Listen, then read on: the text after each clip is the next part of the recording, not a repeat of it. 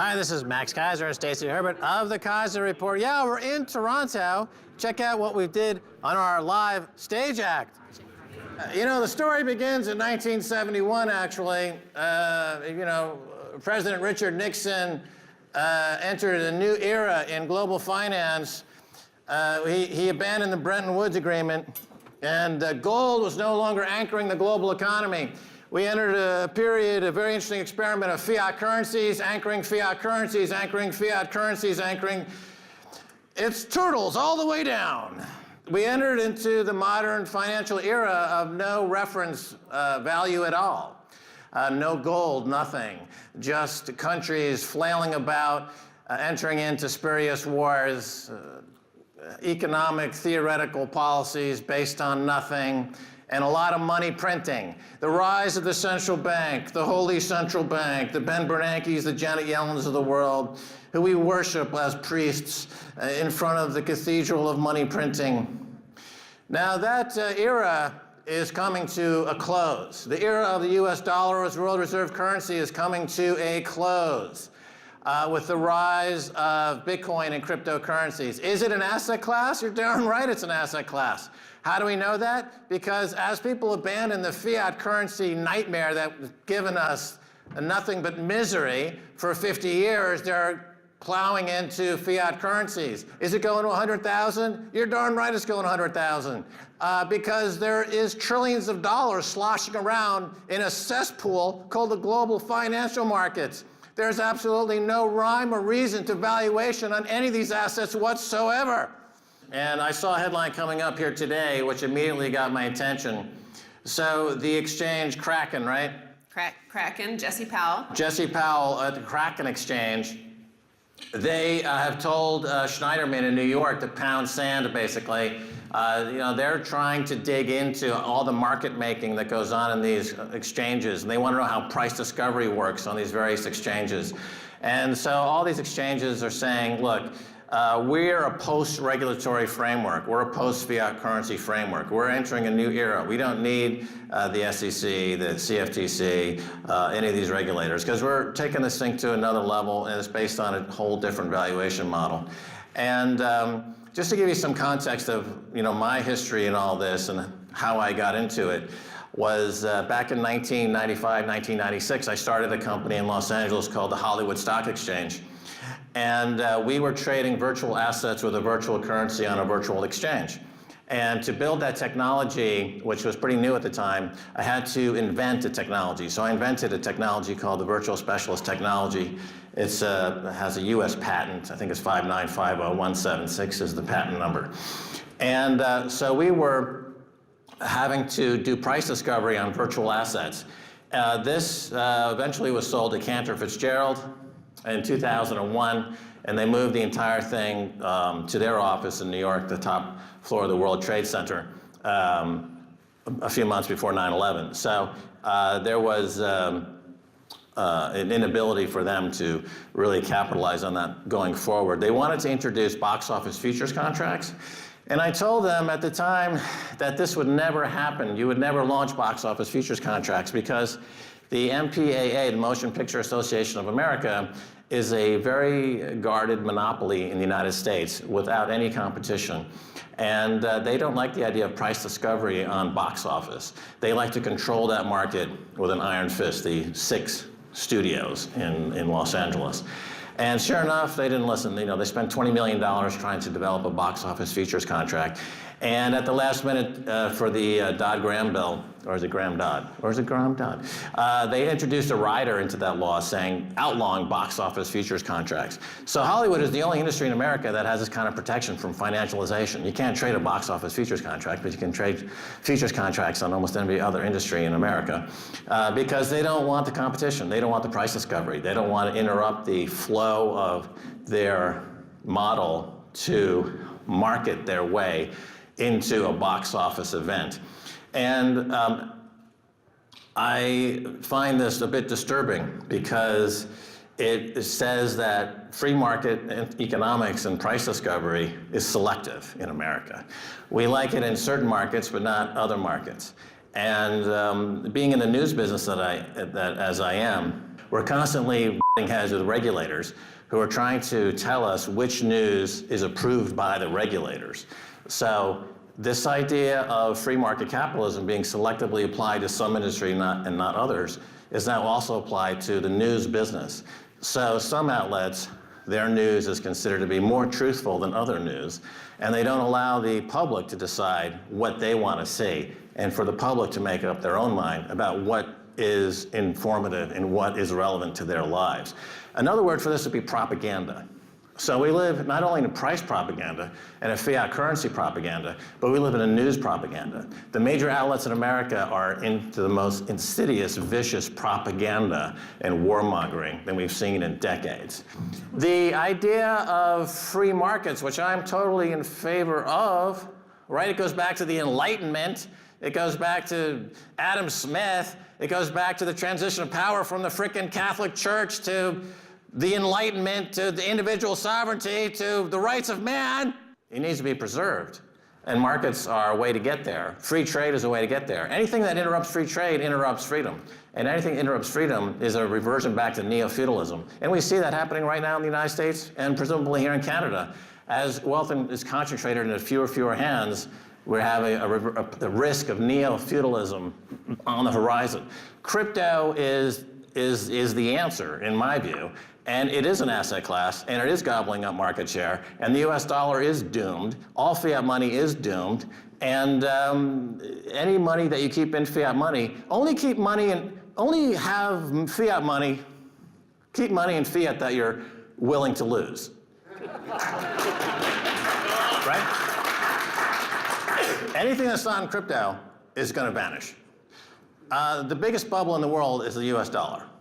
The stock market's in a bubble. The bond market's in a 300-year bubble. We haven't seen bond prices, sovereign bond markets this high in 300 years in Britain and in over 240 years in America. Think about that. It's in a multi-hundred-year bubble. When those bubbles burst, and they will, because interest rates can't remain near zero for a perpetuity to help keep insolvent banks looking like they're solvent. Every single bank goes bust. Deutsche Bank is leveraged at 5,000 to 1. There's nothing collateralizing Deutsche Bank but some hamster in a vault somewhere in Munich. It's absolutely nothing. It's a mirage. Let's get to the PowerPoint. Damn it! Damn those banks! All right, what else we got here? Oh yeah, so what's that? That's the Genesis block. I see some applause already. This is the beginning. That's it. That's where it all started. Notice that the headline is Times in London, Chancellor on the brink of a second bailout of banks. Is that random?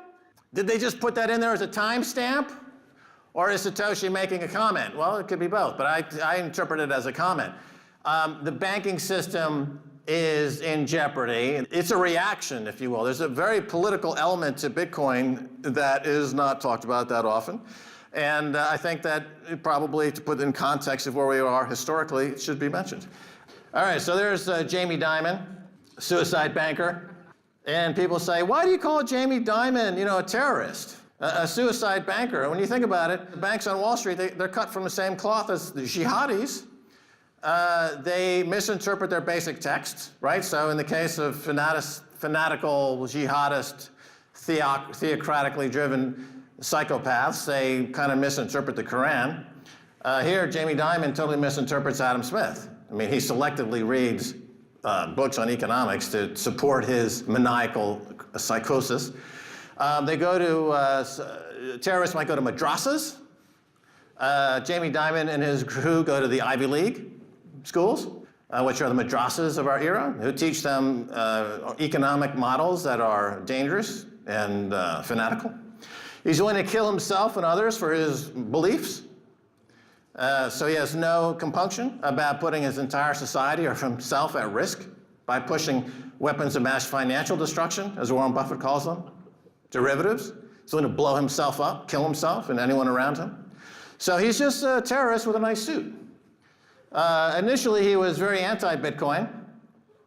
Then he came around a little bit. Now he's a little bit more pro-Bitcoin because the market's moving against him. And since he has no morals or ethics or any kind of soul, he's just going to go with the market. He's just like a dead fish will go with the current, right? He's not going to swim against the current because he's inside, he's dead. He's a parasite. He's a tapeworm on society. Comes the tapeworm. But I'll spare you my Jamie Dimon the tapeworm impression because it's too vulgar. But just to give you an idea, well, yeah, you know, it's pretty sick. We'll move on. You know, we've been doing our show for like 1,300 episodes, and this is kind of the reaction we get. People are understanding that the enemy are the banksters, and it's not the concocted skirmishes, you know, the war, the scapegoating that goes on right now. You know, when the Democrats were in charge, you remember the Muslims were the enemy, and now that the Republicans are in charge, the Russians are the enemy. So it's all bull. The enemy are the banksters. That's our common enemy. So we got to get above the parochial, regional nonsense and scapegoating and bigotry. Wachovia, $380 billion in drug money for Mexican. Of course, they were bought by Wells Fargo. Wells Fargo, big position by Warren Buffett. Wells Fargo caught recently going into millions of customer accounts and stealing money. You know, they get a slap on the wrist. The price of fraud and terrorism in America is roughly you get penalized 10 cents on every dollar you steal. That's the penalty. That's the business model. And what do you think of that headline in terms of Wachovia laundered $380 billion? How is that compared to Silk Road, which was used as an excuse of, you see headlines like this all the time that Bitcoin is used for money laundering or buying drugs or things like that. Right, so Ross Ulbricht, it was with the Silk Road. He's now serving life in jail. Anybody from Wachovia in prison? No. Wells Fargo. Anybody from HSBC? HSBC built, this was in the revelation. They never went to court, so I was going to say the court case, but there was never a court case. So this was in the discovery. What happened with HSBC is that they actually physically designed like the equivalent of a trezor or a ledger. They created a physical box uniquely for the Mexican drug cartels to deliver money to HSBC branches in Mexico City. And here, they don't go to prison. They never were charged with anything. They are given huge bonuses. And the bonuses are driven by stock options that go up in value based on the stock price, based on stock repurchases and buybacks funded by 0% interest rates from the central banks. So the central bank is an accomplice. So again, Bitcoin is fighting this fight. That's what Bitcoin is putting these guys hopefully 6 feet under. Bitcoin is the revolution. Bitcoin is the means by which there will be a lot of, as we saw in the 1930s, bankers jumping out of windows. That's part of the goal. That was really fun, Max. Oh, I enjoyed it immensely. Well, don't go away. Stay tuned for much more after the break. Stay there.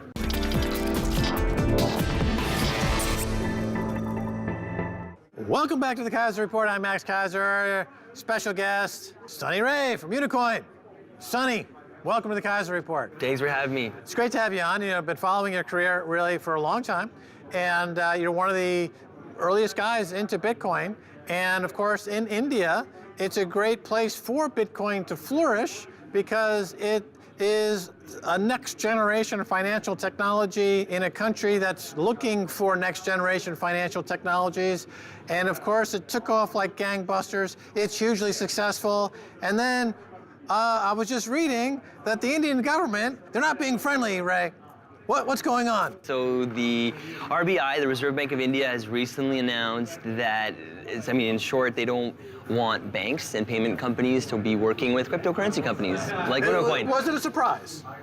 Was it a surprise? I've read the Bitcoin white paper like 6 years ago, so not a complete surprise, but yeah, a little bit. A surprise. Okay, so here's how much contact do you have with the government now at this time with Unicoin, which is one of the largest crypto exchanges in India? How much interface do you have with the government? Quite a bit. We know almost every regulator. There's like maybe 7 different departments that are looking very closely at Bitcoin. We have relationships in many of them. But the different government bodies don't always work together. They're like, a multi-headed monster, where one head, kind of does things without knowing what the other one does to some extent. And so, yeah, so this was a little bit out of left field with the RBI's announcement, but like you said, in December, it's not just UnoCoin. Like, we started the show in India, but there's like 20, 25 exchanges, all by really, really smart people, backed by smart investors. But the RBI decided that they didn't. Now, one thing that's important to note is they did not ban Bitcoin. So even there's politicians on YouTube saying, hey, if you want to buy Bitcoin with cash, you want to trade it between yourselves, go ahead. We just don't want the banking system interacting with it. Is this a period of maybe a bit of transition from a Bitcoin naivete to a Bitcoin realpolitik? And what I mean by that is that when we all started in the business, when it got started, there was this feeling that it would solve problems and that it was a fantastic paradigm-shifting technology that would bank the unbanked, particularly in countries where, in India, for example, where this would be such a step up for a huge portion of the population that didn't have access to bank accounts. And so, and is it a case of now a slightly different mental attitude toward Bitcoin, if my question makes sense? In other words, the promise of Bitcoin is so fantastic, and yet it's being, in my view, I'll say this in my opinion, it's being stifled by a bureaucratic machine that maybe is not really going to take on all the warm and fuzzy aspects of this technology and why it's so great, right? What do you think about that, what I just said? First they ignore you, then they laugh at you, then they fight you, and then you win. I think we're at the then they fight you stage. That was a famous Indian who said that. Gandhi. I think we're kind of at that stage. I mean, look at the last 3 months since December. I mean, the price of Bitcoin obviously took a big hit, but you had like some of the biggest companies in the world, like Google, Facebook, and Twitter, saying that they're going to ban ads. You had banks, coming down on Bitcoin globally, and so I think it's hard, but I think at the same time it's kind of good. Why? Because you talked about banking the unbanked. So at UnoCoin, up until even now, we only deal with people who have bank accounts because we're forced to. But if we now cannot work with people in banks, we're only going to be working in the unbanked sector. So, in a weird way, it's going to accelerate our progress towards our goal.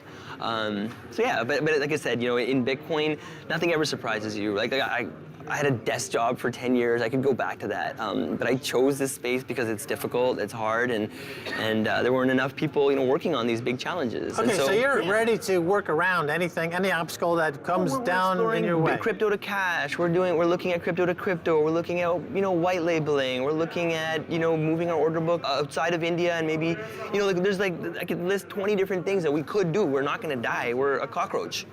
Right. Okay. Now, similarly in China, they're now going down the path aggressively of decentralized exchanges, right? Because the government's trying to attack the exchanges. The exchanges, as I've said from the beginning, have always been the point of failure because it's the interface with fiat. And if there's going to be a clampdown, that's where they're going to go. That's where they're going to attack. Moving along to now some comments made in New York about going after exchanges and just looking at their price discovery mechanism, how they maintain their order books. They want Kraken and other exchanges to start answering to regulators. Kraken's response has been basically, we don't care we're not going to answer your letter. We're not going to answer your inquiry. We're glad we're not part of New York, and we can exist without this regulatory framework. And they've taken a very that approach of damn the torpedoes. We're going straight ahead. Very aggressive. Are you guys part of that movement? Is this a global movement? It can't really be derailed at this point, can it? No, but what will happen is entrepreneurs like myself and capital, and we have 150 employees and millions of users, we're going to have to focus our attention towards decentralized exchanges. And guess what? That's not such a bad thing, because when I think back to 5-6 years ago when I first got into Bitcoin, all we obsessed about was building a decentralized exchange. But I think it was early, but I think now the tech's come a long way. I'm not saying it's going to be easy, but we are seriously considering that path as well. Okay, so the UnoCoin is breaking news, right? You're considering that model. Absolutely. Right. It's in the warehouse. It's on the shelf. You can pull it off, put engineers to work on it, and keep the lights on and keep rolling. Better believe it. All right. Fantastic. So now let's talk about the conference. It's Blockchain Economic Event B, and how many years has it been running? So I've been doing events for 6-7 years and starting in India. That's how I met my co-founders Satvik and Harish and Abhi and started UnoCoin. And so about a year and a half ago or 2 years ago, I started living in Canada again because this is where I'm from. And I noticed a disconnect. I noticed that there was a lot of Bitcoin events, but it was like in coffee shops and bars and basements. And I wanted to do an event once every 3 or 4 months where people would look forward to it and they would kind of remember back and be like, hey, remember what Max said? And so that was the initial goal. Kind of the bigger goal was we wanted to be the catalyst for 10 unicorns out of Toronto. And like I just said on stage, you know, there's this like misnotion that we try and make money on these events. The truth is personally, I don't even make money on this event. And I'm telling you that because, not that there's anything wrong with making money, but I literally do these events because I love Toronto, I love blockchain, and I want the smartest people in the world, like yourself, like Adam Back, like Chris, I said it. I want people like you to come here and you know and share the gospel of Bitcoin. Well, it's interesting the way these events are kind of taken on different characters. So in the Miami event this past year, it was very Lambo oriented, a lot of ICOs and jesty, busty women. You know, it's very like Playboy Mansion meets Satoshi. Okay. Okay. Then this event is more, as you say, you've got some original gangster types. Adam Back is here. You know, he's one of the solid guys. He's referenced in the white paper. Yes. You've got other really profile folks. And I met here 2 15-year-old kids that came to the event. They're into blockchain. They're figuring out how to apply blockchain to genomes and artificial intelligence. And this is what gives me hope, Sonny, is that this next generation coming up is completely empowered by blockchain, and they are ready to take this to the next level. Are you seeing that as well? So for this event, tickets are $400 a head. If you're a student, you got a free ticket. I probably shouldn't say that on camera, but that was our kind of secret deal, was that we just wanted young people in here, because they're the future. And yeah, so anyway, so getting a little emotional, but definitely that's a big part of it. Right, so the event itself, it kind of operates as a think tank and a gathering place and try to help the ecosystem in whatever way you can. Whereas a Unicoin, that's more of your day job, and you're pounding that forward and bringing it through the startup cycle. And how is the startup environment now? Is it the ICO market? Is that we had a huge ICO market in 2017. Regulators came in. They really put on a huge amount of not surveillance, but looking at all these types. Where are we in that cycle? So in December, I did another event where we had Edmund Moy, the 38th director of the U.S. Mint, who's also a Bitcoin evangelist, as our keynote. That's what I'm saying. So we try and get like OGs, like you said. And anyway, so he came and he shared some insight with us, and he did say that, look, the hammer was going to come down on ICOs, and look, I'm a big fan of the free market. So from that perspective, I love everything. But personally, as someone who spent time in the financial services sector, I worry a little bit about ICOs and what's happening now. And it could be argued that a lot of the clampdown now is happening not just because of Bitcoin, because Bitcoin's been around for 7-8 years, but it's because of this ICO phenomenon. Again, I caution people, like that's why I do these events, is because I try and find some of the better projects and put them on stage so people can interrogate them and ask them questions. But like I said, I think it's not a secret. I'm personally not super bullish on ICOs, but I do believe there will be a few that will succeed and might change the game. The word around the street has always been that you can buy Bitcoin on an exchange, but you very quickly put it off exchange into cold storage, into a paper wallet, into a hard wallet, because these exchanges, they tend to be vulnerable. Going back to the Mt. Gox disaster, which everyone still remembers because it was a huge event.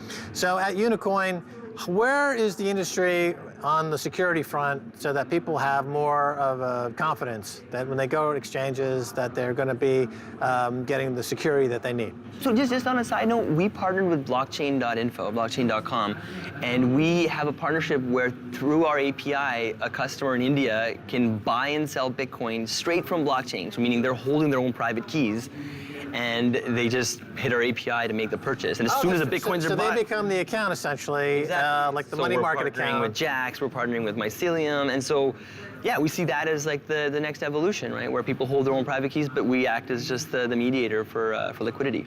Right. Well, that makes a lot of sense. Doesn't it? And how has volume been trending in the last? It's been I mean, volume is ridiculous, right? Up until December, we were onboarding 10,000 users a day. Like, we literally couldn't keep up with it. But obviously, everyone knows, like, in the last few months, the market's, definitely calmed down a bit. Personally, I kind of like it when things are not, like, through the roof and everybody and your neighbors talking about Bitcoin. I like it when everyone's like, no, this is never going to work and it's failed. That's when I get most excited. And what's the next event that we can look forward to? 3 or 4 months, we can do another one. I'm planning to do something called Blockchain Expo. Okay. Maybe later this year, much bigger, more grander, and Wow. yeah. That sounds exciting. Yeah, I do have to go back on stage Yeah, right now, introduce fair someone. enough. Max, I love you guys. Thanks for being on, Sonny Ray. Yeah, thanks for having Alrighty. me. And that's going to do it for this edition of the Keiser Report. It's me, Max Keiser, and Stacey Herbert. I'd like to thank our guest, Sonny Ray of Unicoin. If you want to catch us on Twitter, it's Keiser Report. Until next time, bye, y'all.